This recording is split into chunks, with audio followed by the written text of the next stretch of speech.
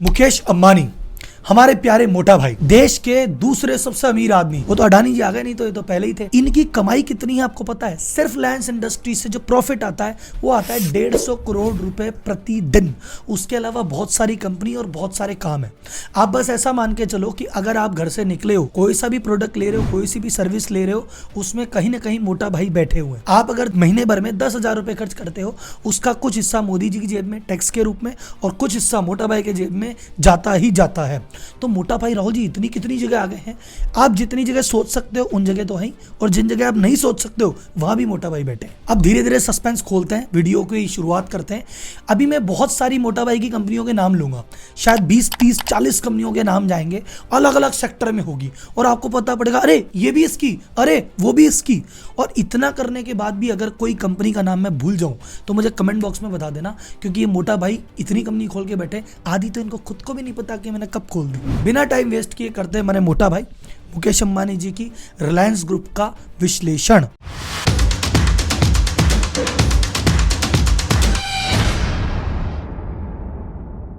अब मोटा भाई का एम्पायर इतना बड़ा है कि एक एक कंपनी का नाम लेने से पहले एक एक सेक्टर का नाम लेना पड़ेगा। तो सबसे पहले बात करते हैं इनके सबसे मेजर सेक्टर के बारे में, जिनकी वजह से ये इतने बड़े बने हैं।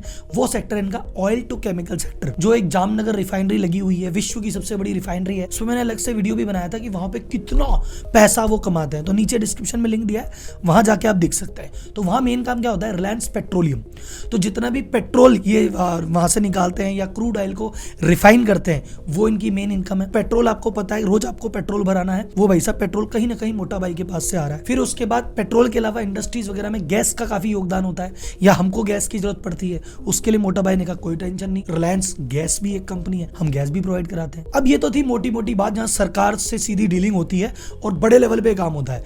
अब जहां पे रोजमर्रा में हम रिलायंस से टकराते हैं, वो क्या है? वो है इनका ई कॉमर्स एम्पायर। तो अगर आपको इलेक्ट्रॉनिक्स का सामान लेना है तो क्या देगा? रिलायंस बोलता है मेरे से लो ना, मैं देता हूँ, रिलायंस डिजिटल। फिर आपने कहा नहीं, वो इलेक्ट्रॉनिक के सामान तो आपके डिजिटल से ले लिए, हमें तो कपड़े चाहिए थे, कपड़े का कोई जुगाड़। अरे भाई साहब, आजियो नाम सुना है? हमारा ही है, लीजिए कपड़े, पैसे हमारी जेब में ही जाएंगे। फिर आपने कहा अरे चलो कपड़े इलेक्ट्रॉनिक तो ले लिया, हमको तो रोजमर्रा का सामान लेना है यार, तो टेंशन मत लो, मेरे पास जियो मार्ट है, ग्रोसरी का सामान भी दे दूंगा, दूध दही वगैरह सब दे दूंगा, और कुछ समय के अंदर मैं मेरा ब्रांड लेके आ रहा हूँ इंडिपेंडेंस, जैसे पतंजलि है, वो सारी चीजें दे रहे हैं। आगे जाके ये खुद का इंडिपेंडेंस ब्रांड ला रहे हैं, तो आपको आटा, दाल, चावल, थोली, बैंगन सब ये देंगे। अच्छा, मिल्क बास्केट जो घर घर दूध सप्लाई करते हैं, किसकी? मोटा भाई की। ये जो डंजो है, होम डिलीवरी हो रही है, किसकी? मोटा भाई की। तो तुम्हें भाई साहब ऑनलाइन मंगाना है जियो मार्ट से, मोटा भाई।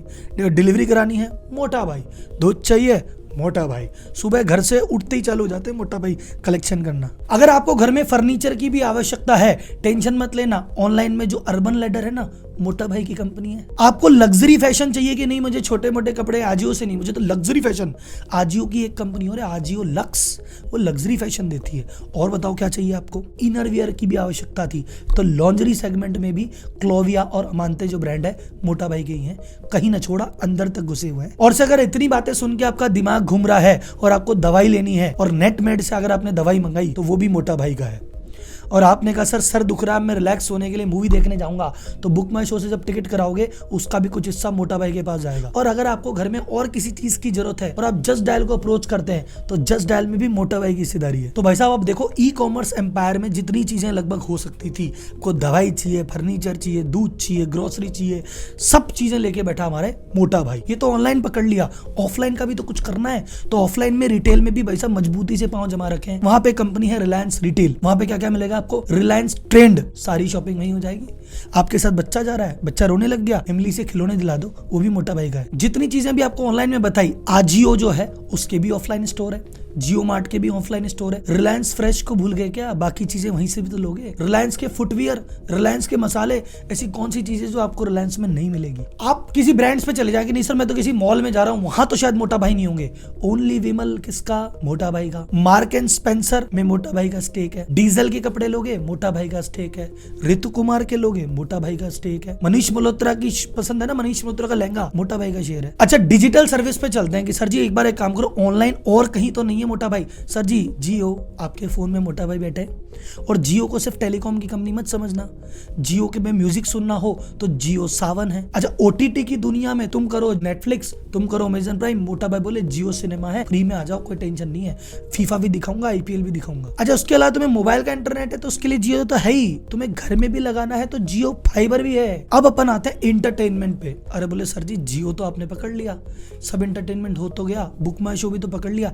नहीं सर, अभी तो टीवी चालू करो, आप चैनल बदलते जाओ, सब मोटा भाई के निकलेंगे। आपको सास बहू वाला सीरियल देखना है, कलर्स पे चले जाओ, मोटा भाई। शेयर बाजार की न्यूज सुननी है, सीएनबीसी, मोटा भाई। फिर आपने कहा मैं तो ओटीटी प्लेटफॉर्म पे जाऊंगा, वूट, मोटा भाई। फाइनेंस की न्यूज सुनोगे, मनी कंट्रोल, मोटा भाई। फिर आपने कहा मैं तो वैसा बिजनेस की मैगजीन चाहिए, फोर्ब्स, मोटा भाई। CNN, मोटा भाई। और फिर आपने कहा मेरे को तो कॉमेडी सुन के मूड फ्रेश करना है, कॉमेडी सेंट्रल और आपके बच्चों का निकलोडियन, ये सब मोटा भाई का ही है। तो कुल मिला के वैसा भी जो छोटी छोटी कंपनियां मैंने आपको बताई है, ये सब कंपनियों में किसी में मोटा भाई का 2% है, किसी का 100% है, पर इन सब में आप कुछ भी एक्शन करो सर, कोई सी भी दिन भर में सर्विस लो, चाहे आप मोबाइल चलाओ, चाहे आप टीवी चलाओ, चाहे आप बाजार घूमने जाओ, चाहे ऑनलाइन शॉपिंग कर लो, चाहे तेल लो, चाहे गैस लो, चाहे सब्जी लो, सब जगह आपको मिलेंगे मोटा भाई। मोटा भाई सर्वत्र व्याप्त है। और आपका ठंडा पीने की इच्छा हो रही है तो कैंपा कोला भी भाई ने ले ली, दर्जनों के हिसाब से इस समय एक्सपेंशन कर रहे हैं।